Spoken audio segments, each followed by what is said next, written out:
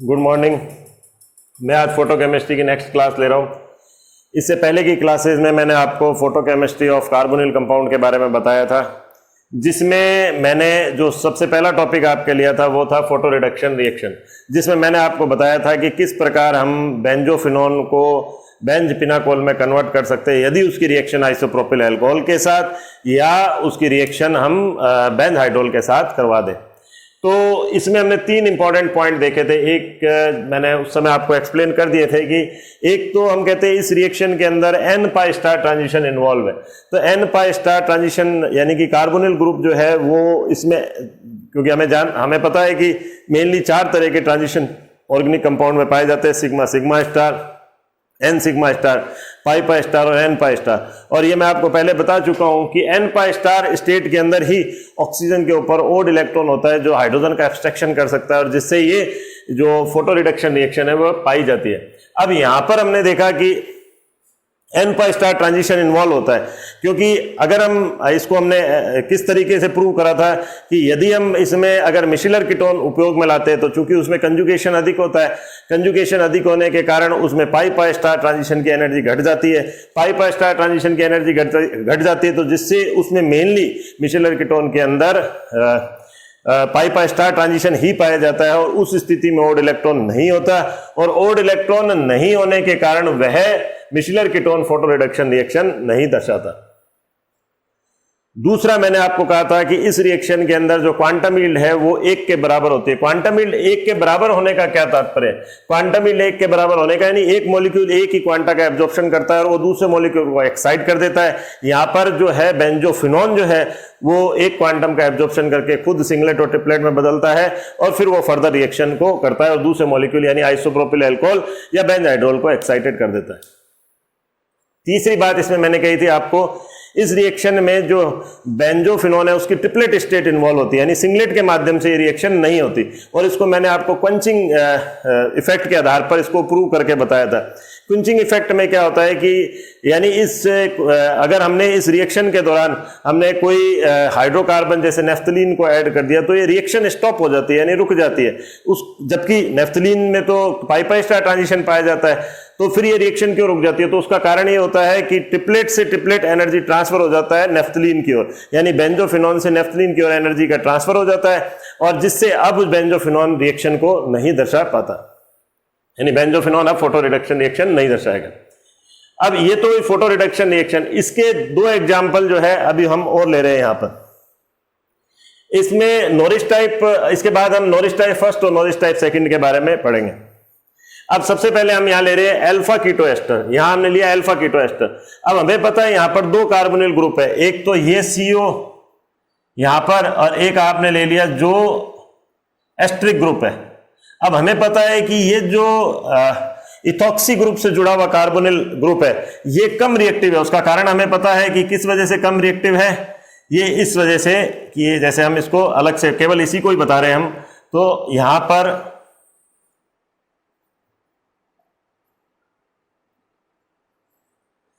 तो अब हम इसकी रेजोनेटिंग स्ट्रक्चर के अंदर देख रहे हैं, हम यहां देख रहे हैं कि जो कार्बोनिल कार्बन पर ये पॉजिटिव और ये नेगेटिव, जो कार्बोनिल कार्बन पर पॉजिटिव चार्ज होना चाहिए था वो अब किस पर शिफ्ट हो गया? वो इस रेजोनेंस के कारण वो ऑक्सीजन पर शिफ्ट हो गया। इसलिए ये जो कार्बोनिल ग्रुप है ये कम रिएक्टिव होता है किसकी तुलना में? इस कार्बोनिल ग्रुप की तुलना में। अब यही कार्बोनिल ग्रुप क्या है, इस रिएक्शन में भी फोटोकेमिकल रिएक्शन जो या फोटो रिडक्शन रिएक्शन है उसमें भी पार्टिसिपेट करेगा। तो इसमें किस प्रकार से होता है? सेम वही प्रोसेस जैसे हमने पिछले में लिया था।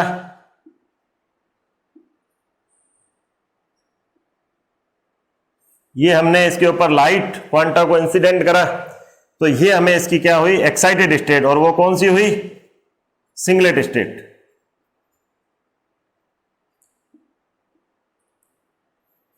यहां इंटरसिस्टम क्रॉसिंग हुई। इंटरसिस्टम क्रॉसिंग से क्या होगा? सिंगलेट किस में कन्वर्ट हो जाएगा? ट्रिपलेट स्टेट के अंदर कन्वर्ट हो जाएगा। तो मैं एक बार यहां इसको लिख रहा हूं, ये 3 किसको दिखा रहा है? ट्रिपलेट स्टेट को। 1 किसको दिखा रहा है? सिंगलेट स्टेट को।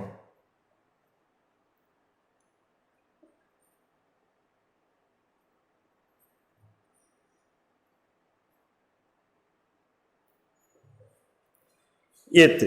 अब इसकी रिएक्शन हमको किसके साथ करवानी है? सेकेंडरी अल्कोहल के साथ। तो हमने यहां पर ये सेकेंडरी अल्कोहल ले लिया साथ में, यहीं इधर लगा देता हूं मैं इसमें सेकेंडरी अल्कोहल, CH3CHOH C2H5। यहां पर क्या होगा, ये इधर की तरफ हाइड्रोजन का एब्स्ट्रक्शन कर लेगा। हाइड्रोजन का एब्स्ट्रक्शन कर लिया तो हमें किस तरह का प्रोडक्ट मिलेगा? C6H5COH। अब चूंकि ये एक इलेक्ट्रॉन इधर गया, एक हाइड्रोजन का आया, यानी कि अगर मैं इसको यूं दिखाता हूं इस तरह से, तो एक हाइड्रोजन के साथ गया तो एक इलेक्ट्रॉन इस कार्बन पर रह गया, एक तो ये वाला गया। अच्छा, इस कार्बोनिल पर ये हमने इसका ऑक्टेट पूर्ण करा है, ये यहां पर एक इलेक्ट्रॉन इसका, तो इसके ऊपर अब क्या आ गया? रेडिकल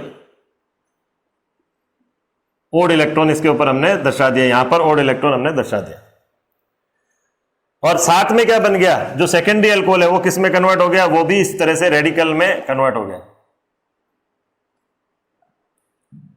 क्लियर हो गई है? अब नेक्स्ट इसका स्टेप लेते हैं। नेक्स्ट स्टेप में ये मैं यहां से हटाता हूं इसको, ये तो अभी हम रिएक्शन देखेंगे, दूसरा एग्जांपल जो अभी हम बाद में देखेंगे। तो हमने लिया नेक्स्ट स्टेप में किस तरह से होगा, ये C6H5 COH COO C2H5 इस प्रकार से, और साथ में हमने कौन सा ले लिया? CH3 COH C2H5। क्लियर हो गई बात ये? अब हम यहां पर क्या करेंगे? अब हमें क्या लेना पड़ेगा? अब दूसरा मॉलिक्यूल, यानी एक मॉलिक्यूल एक्साइट हुआ था, कौन सा हुआ था? Alpha keto ester. ये एक्साइट हुआ, इसने किससे? हाइड्रोजन का एब्स्ट्रक्शन कर लिया, वो कर लिया कौन से सेकेंडरी अल्कोहल से। अब ये वाला जो है, ये तो यहीं रहने देंगे, इसको हमने नंबर दे दिया फर्स्ट। और अब ये वाला जो है, यानी जो सेकेंडरी अल्कोहल का रेडिकल बना है, ये किसके साथ रिएक्शन करेगा? ये दूसरे अल्फा कीटो एस्टर के साथ रिएक्शन करेगा।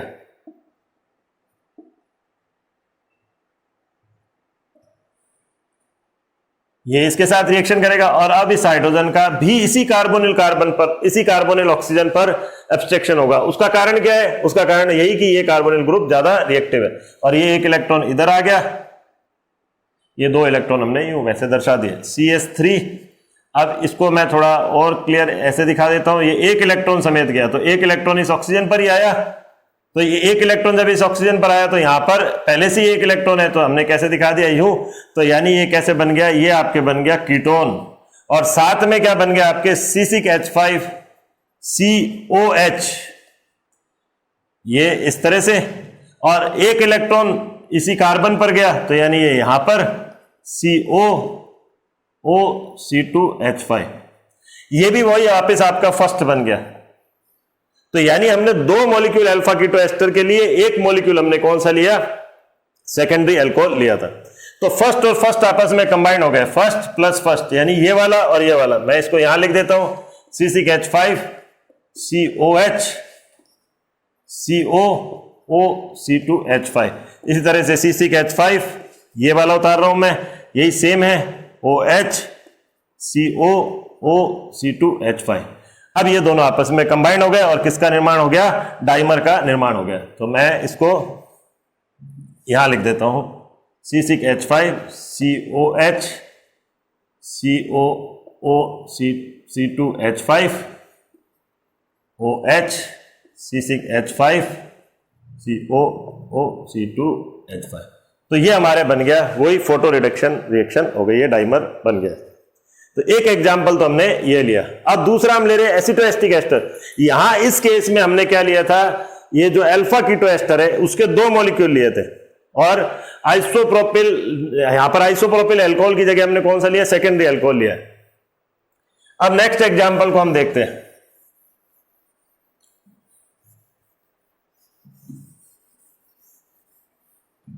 नेक्स्ट एग्जाम्पल हमने लिया एसिटोएस्टिक एस्टर, या हम कह सकते हैं इथाइल एसिटोएस्टेट। इसमें किस तरीके से हुआ? इसमें वही same CO CH2 COO C2H5। तो मैं इसको यूं एसिटोएस्टिक एस्टर इस प्रकार से लिख देता हूं।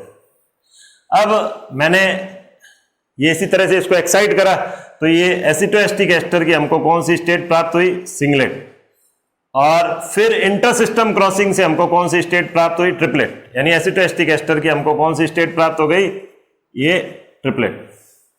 अब ये जो एसिटोएस्टिक एस्टर है जो ट्रिपलेट स्टेट के अंदर है, ये क्या करेगा? वही हाइड्रोजन का एब्स्ट्रैक्शन करेगा और अल्फा हाइड्रोजन का एब्स्ट्रैक्शन करेगा पहले।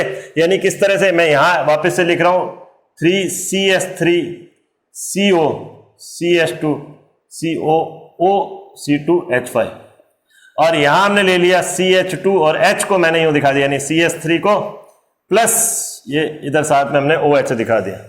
तो वही इसने भी यही करा, एक इलेक्ट्रॉन इधर गया और एक इलेक्ट्रॉन समेत ये यहां पर आया, और एक इलेक्ट्रॉन कहां पर आ गया? इस कार्बन पर आ गया।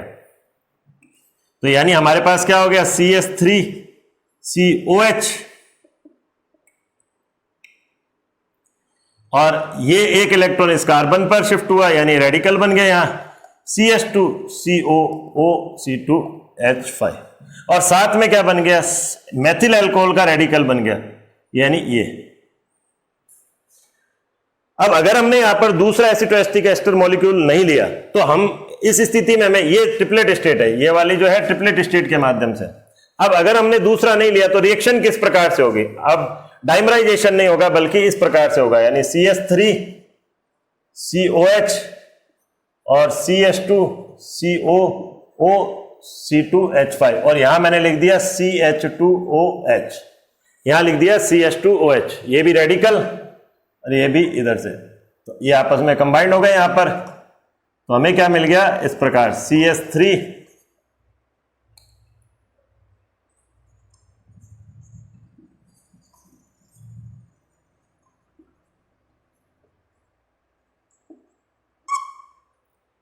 क्लियर हो गया यहां पर। और अब लास्ट इसमें क्या हो जाएगा? लास्ट इसमें क्या हो जाएगा कि ये आपस में कंबाइंड हो जाएंगे, यानी हमारे क्या निकल गए यहां पर? ये ग्रुप।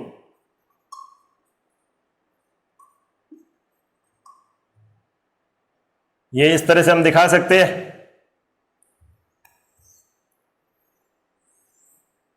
कंबाइंड हो गई है। तो हमारे पास इस प्रकार से बन गया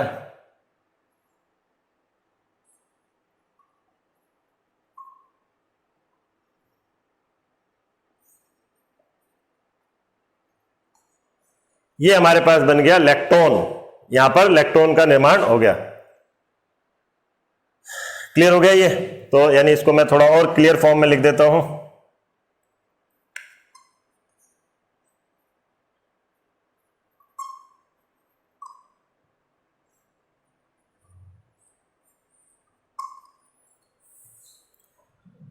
तो ये हमने आज दो एग्जाम्पल लिए, किसके? इसमें हमने लिए हैं ये फोटो रिडक्शन रिएक्शन के।